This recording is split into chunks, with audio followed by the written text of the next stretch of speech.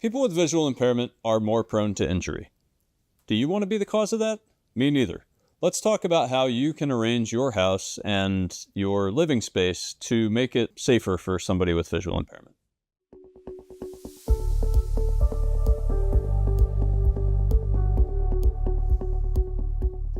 One of the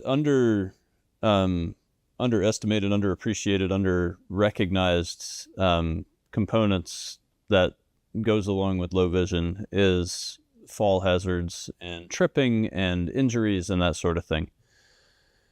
And if you are to, and this is obviously a dramatic example, but try it.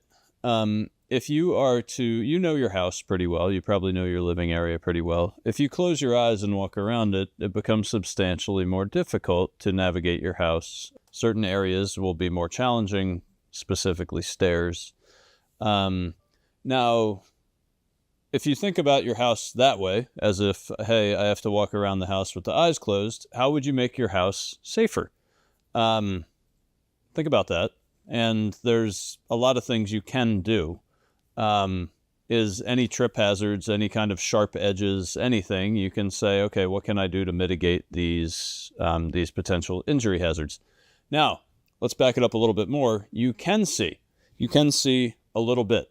Now, if anything, that little bit you can see could potentially be dangerous because it gives you more confidence than maybe you should have, especially with degenerative conditions. Because with degenerative conditions, you're at a certain point and then you progressively get worse. So what happens is something that you were once confident in, now you shouldn't be, but you still are.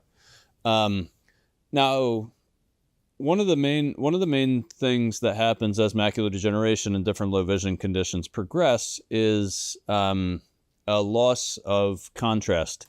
So if I am looking at a set of stairs with perfect vision, I can very easily differentiate one stair from the next. Now, if I have low vision, those steps can all kind of blur together as one, and you can't really tell where one step ends and another begins. The other thing is color differentiation. So if you have white on white, gray on gray, beige on beige, it's very difficult to differentiate one surface from another. So one circumstance might be, if you have a white tablecloth, don't have a white plate, have a black plate. So those are all things, contrast enhancement and any kind of just mitigation of sharp edges and just different things. The other thing that's a really bad idea is randomly rearranging furniture.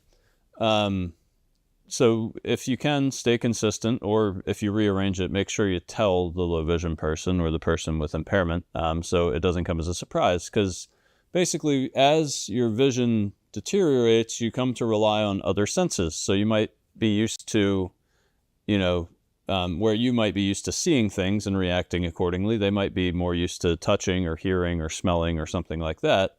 In which case, if you completely rearrange the map of the house without telling them, that can be much more alarming for them than it is for you. Why does dim lighting make it harder to see?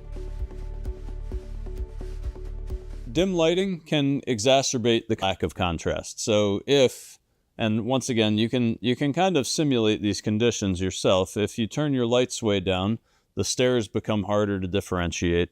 So you're going to want better lighting that will help maximize the amount of contrast that can be perceived.